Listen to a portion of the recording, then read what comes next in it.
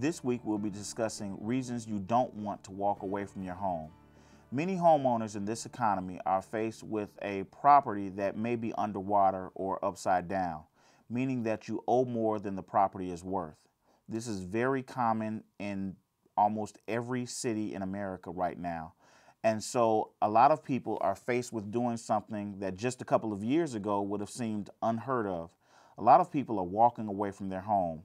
They're choosing to just leave the house, take their belongings, and let the bank eventually take the house. There are a couple of reasons you don't want to do that, and I wanted to touch bases on why you don't want to do that and then offer you some alternatives to walking away from the home. I realize this can be a frustrating situation and you may not feel that you have any options, but you always have options.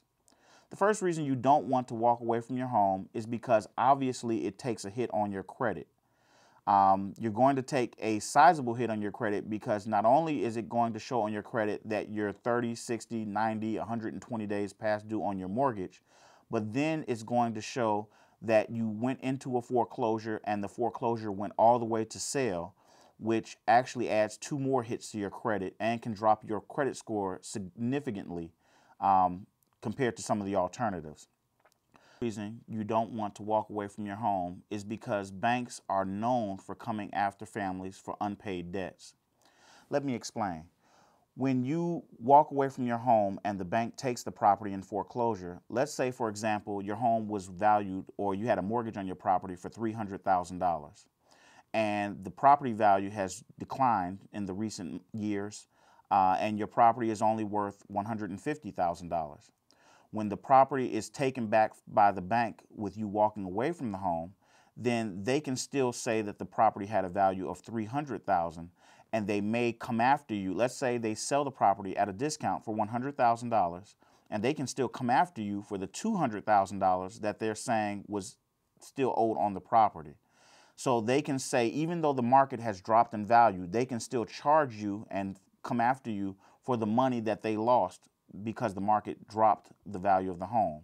So you always want to be careful just walking away from the home because you can end up owing a lot more than you really should owe on the property. The other part of that same equation is that when the bank takes the property back, let's say that they do say you owe them an additional $200,000 on the home. Instead of coming after you for that money, they can count that money as a loss. When they count that money as a loss, then it actually goes onto your income taxes as a profit. And they'll send you a form that says you received income of $200,000 because of the fact that they wrote that debt off and you don't owe it anymore.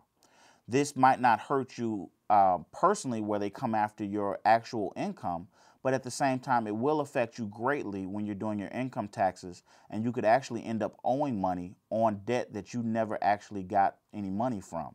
So that's something you really want to be careful of and watch out for. Now, a couple of alternatives to walking away from a home. The first alternative, and probably the easiest one to do, is consider doing a deed in lieu of foreclosure. And what that is where you actually turn the property back over to the bank willingly. The reason a bank wants you to do this type of transaction is because normally in most judicial states like Illinois, a foreclosure takes about a year to complete. If you were to turn the property over to the bank, then they don't have to wait that year for the foreclosure to complete because you will be giving them the property back sooner. So they are very open to you doing a deed in lieu of foreclosure. The other way to sell your home or to deal with your home when you're considering walking away is to sell to an investor. A lot of investors work with families that have properties that are upside down or they have no equity, and an investor might be able to buy your home and avoid the foreclosure and all the fines and fees that go with it altogether. So consider talking to an investor to sell your home. The final reason or final way to sell your home is through a short sale. Short sales are a little bit tricky because they require you to work with the bank to sell the house at a discount, even though you owe more than the property is worth.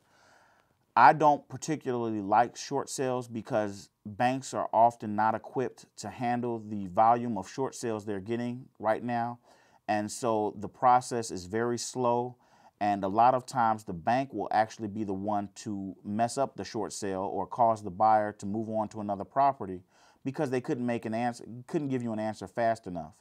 But it's still an alternative for some people, and you can always look into it when considering alternatives to getting rid of your home. Finally, if you want to check out different alternatives or get more information on any of the alternatives that I've mentioned on how to sell your home or how not to walk away from your home, consider visiting our website at www.sellonterms.com.